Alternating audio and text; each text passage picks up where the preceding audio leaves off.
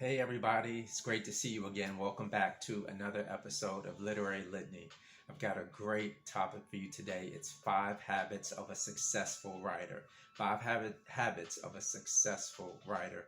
But before I get going, I invite you to like and comment, subscribe, share, and turn on your notifications for this channel. Please share it with all your writer friends so that we can all join in together and take this writing journey together. I also hope that you'll stay to the end of the video where I'll share a link to additional writing resources.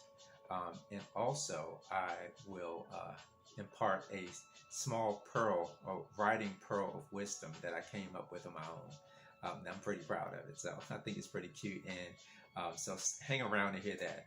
So hang around for the link for additional writing resources, and hang around to hear my pearl of wisdom. Probably more importantly, the link to the writing resources. Anyway, so the first of 5 habits of a successful writer is to read often. And this doesn't sound like news to you, and it shouldn't be, but a lot of writers don't read a lot. I was guilty of that early on in my writing career. I like to read, but I didn't read a lot. So it would behoove you to read voraciously and read across all genres, to be informed and to learn how other writers create their worlds and pull readers in.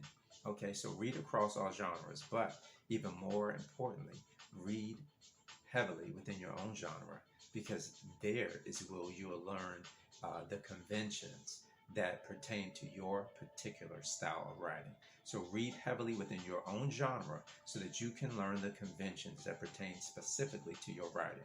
Okay, and when you read, you want to read for enjoyment, but you want to read to absorb good writing. You want to pay attention to the writers, how they structure a sentence, their word choice, how they establish setting, how they use imagery. Do they use imagery to bring their characters and their locations alive?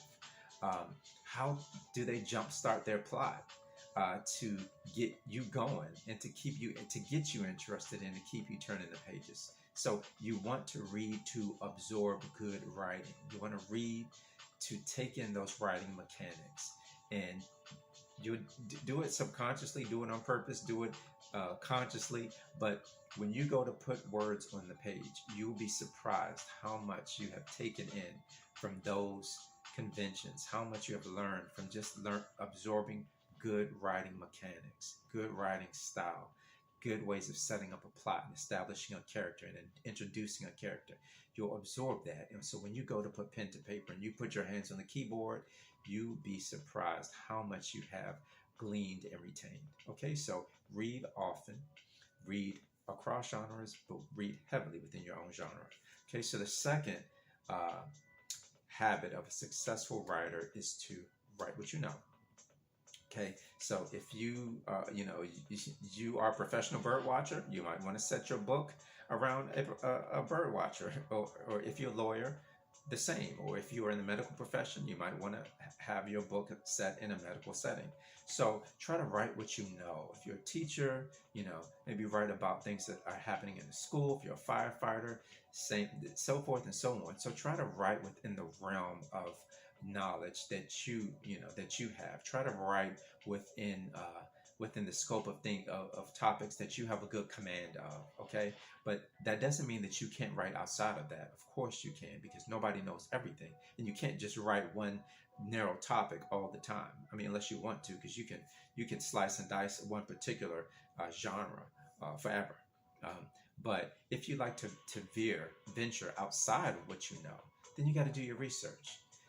Look up terms, look up procedures. You got to really research that topic and become a student of it and learn it inside and out as it pertains to your plot in your novel.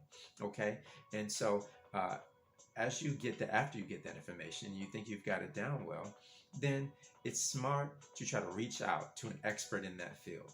Okay, they don't have to be a PhD, or you might not have access to a scientist or something like that, but anyone in that field who pretty much has their hand on the pulse of what's going on in that arena. Try to reach out to them, or someone who knows someone who's an expert or who has expert knowledge. Try to get your book, your writing in front of them so that they can go through and find anything that might need to be tweaked or improved or corrected so that you can make sure your writing is as accurate and tight as possible. So it might be someone you know directly, or it might be someone who knows somebody, but try to get your work in front of someone who has specific knowledge in that arena, who can help you improve your book and make sure it's accurate. I know in my second book, Into the Woods, I had many courtroom scenes, and so I used what knowledge I did have about courtroom proceedings. I did my research, but ultimately I got in contact with a lawyer, and I had them look over those pages to make sure that that information was accurate. So sometimes that's what you have to do, and if you have access to those people and access to those resources, that is only going to help you. Okay, so you're going to write what you know, and if you're venturing out of what you know, you're going to do your research and you're going to reach out to experts. But even if you're writing what you know, you still need to do your research. Always be accurate in everything that you do and try to stay up to date, as up to date as possible. Okay, so you're going to read often, you're going to write what you know, and you're going to observe and listen. That's number 3, observe and listen. Be a people watcher. That's my favorite thing. I love to sit back and watch people. Watch how they walk, listen to how they talk, listen to, do they have a list, or do they do certain facial gestures when they're thinking, or when they're suspicious of something, or when they don't believe something? Do they have certain mannerisms that they use? Watch people, see how they go through life, and what makes them tick, how they move, and you might want to use some of that and pour those ticks and those character traits into your own characters to help bring them to life and help them leap off of the page. After all, these characters are supposed to be real, aren't they? So why not give them real qualities that you see in everyday life? Okay, so be a people watcher. Observe, listen to how people talk, listen, see how they move. You can use those characteristics in your own characters if you choose to. So listen and observe. Okay, now you're going to make time. If you don't make time to write, you'll never get anything done. You can't be a writer. A writer who doesn't write is not a writer. You can dream about it. You can say, oh, one day I'll be a writer. But if you don't put pen to paper and your fingers on the keyboard, you're not a writer, and you won't be a writer. So make time. And that might mean getting up in the wee hours of the morning, or staying up late at night when the house is quieted down. But you've got to make time to write. And my favorite mystery writer, Mary Higgins Clark, she was a widow early in her marriage, and she had small children. And before she got up to get them ready for school, before she got up to go to work, she sat down and she wrote. And even if it was for no more than a half hour, or 2 hours, she dedicated that time to writing. So she got up when she had to get up to do what she had to do. Then she got the kids ready. Then she went off to work.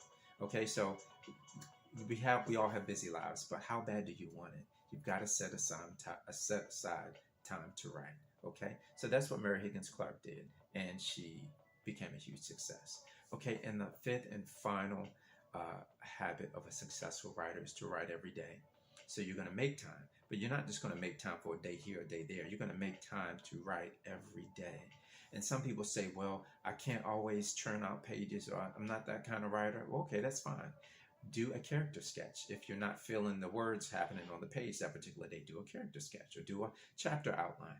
Do something to help move your book along. Okay, in a character sketch, you could ask yourself, well, what movies does my character like? What is their favorite color? Do they drink coffee, or do they like tea? Do they like cats or dogs? What were they like in high school? Were they a cheerleader? Were they on the junior varsity? Did they play an instrument? Were they in choir? Figure those things out, because those things will inform your character as a person, and then you can bring that to your book and to how that character interacts with other characters in your book. Okay, so make time to write, and you're going to write every day. And even if you can't put the words on the paper as far as moving your novel, as far as writing chapters, then you want to maybe do a character sketch or outline or something like that. But you want to do something to help your novel make progress every day. Okay. So, as promised, well, let me just recap here for you. You're going to read often. You're going to write what you know. You're going to observe and listen. You're going to make time to write. And then you're going to write every day. Write every day. Okay? And as I promised at the end of the video, I'd like to share my website, KevinDonPorter.com. That's Kevin, Don, Don, Porter, Porter.com. It's all one word, all one word, no hyphens. KevinDonPorter.com. And on my website, you will find links to resources for writers. There are links to a writer who is a former literary agent. There's links to active literary agents and book developmental editors. All of these resources are there on my website at your fingertips so that you can continue to get information on how to become a successful writer. So visit my website, KevinDonPorter.com, and I'll look forward to you checking things out. You might even check out my books and see and grab one. So there's that. And also I wanted to share a little writing pearl of wisdom that I came up with. And that is to write like a reader and to read like a writer. When I say write like a reader, you should write in a way that you would want to read your book. So imagine that you are a reader when you sit down to write, and put yourself in the position of the reader. What do you want to see? How do you want to be pulled into the book? Put yourself in the position of a reader. So you're going to write like a reader, and then you're going to read like a writer. When you read books, other people's books, you're not only going to read it for enjoyment, but you're going to read it to glean the mechanics and the style of a good writer. So you're going to read like a writer and write like a reader. You're going to read like a writer and write like a reader. So thanks so much. That's my pearl of wisdom. Thanks so much for joining me today. I will see you next time on the next episode. We'll have something great to talk about then. Please like, subscribe, turn on your notifications, share all that great stuff so that your writer friends can join us on our writing journey. Until then, I'll see you next time. Thanks.